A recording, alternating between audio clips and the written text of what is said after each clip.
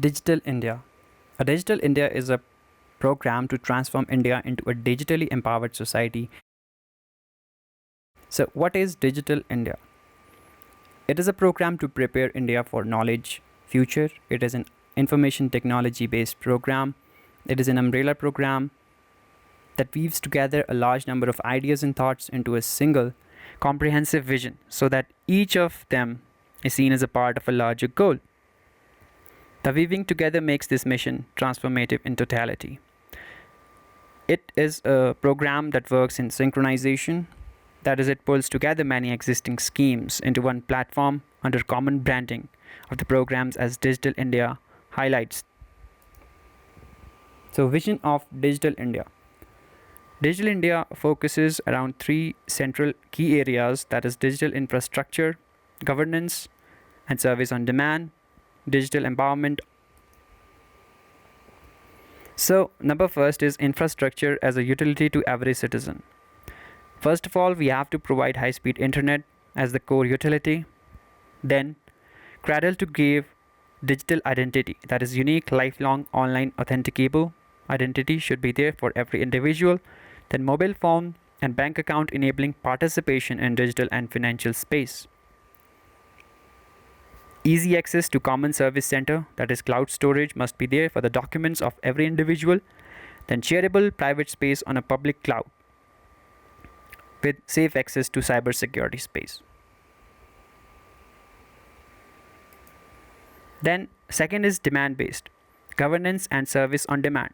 It must be seamlessly integrated across departments or jurisdictions. Then, real time access. Service available in real time from online and mobile platform should be there. All citizen entitlements to be available on the cloud so that they can access anytime. Services digitally transformed for improving ease of doing business. It must also be business oriented platform and making financial transactions electronic and cashless with security.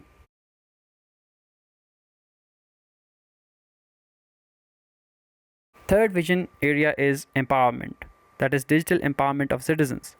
Universal digital literacy has to be made.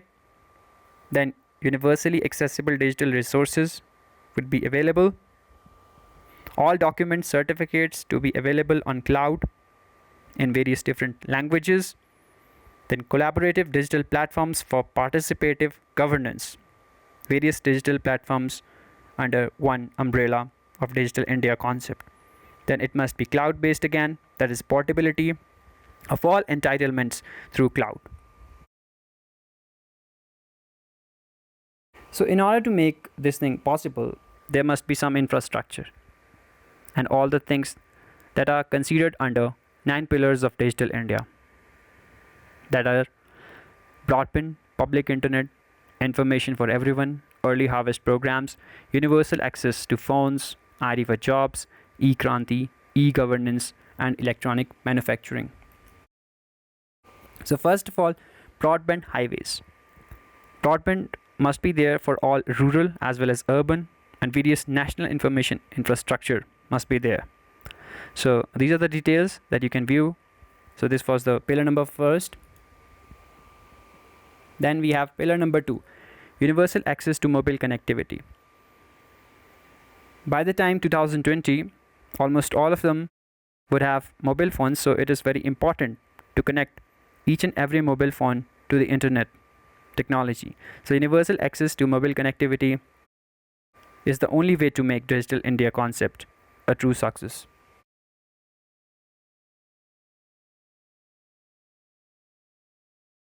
Then, public internet access program, that is, it is also called National Rural Internet Mission, connecting all the rural areas into national mainstream. And post offices to become multi-service centers, they are on the way to becoming the same. Ongoing programs is about CSC, that is, made viable multifunctional endpoints for service delivery. Then pillar 4, e-governance, that is, working of the government should be made online.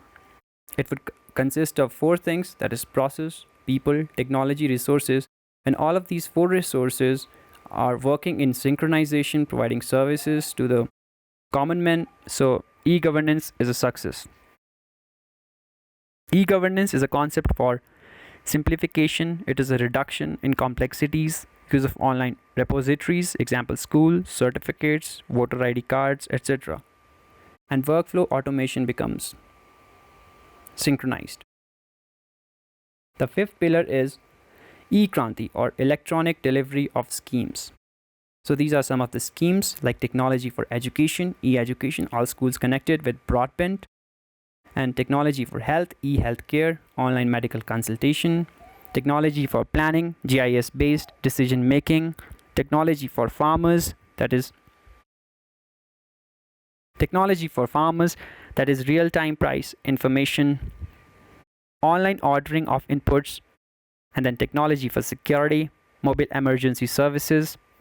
Also covers technology for financial inclusion, like micro ATM programs, then technology for justice, like e-courts, e-police, e-jails, e-prosecution, and last but not the least, technology for security, National Cyber Security Coordination Center. So this all comes under electronic delivery of services that will be made possible under Digital India program.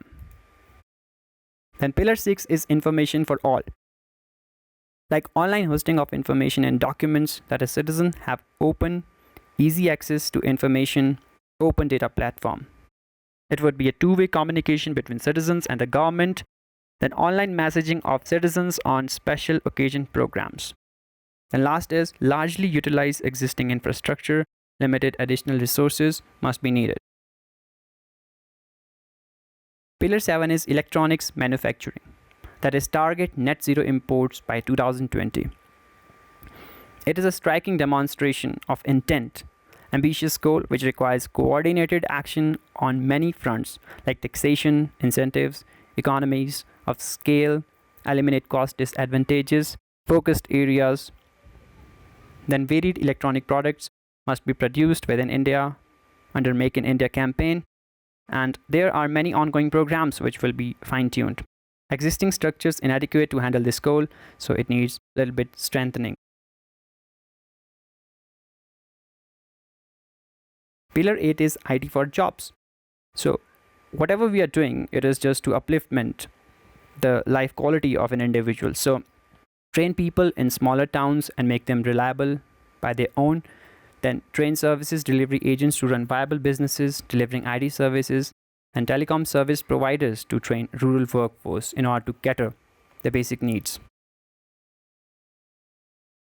So these are some of the key aspects of IT for jobs. Then pillar 9 is early harvest programs.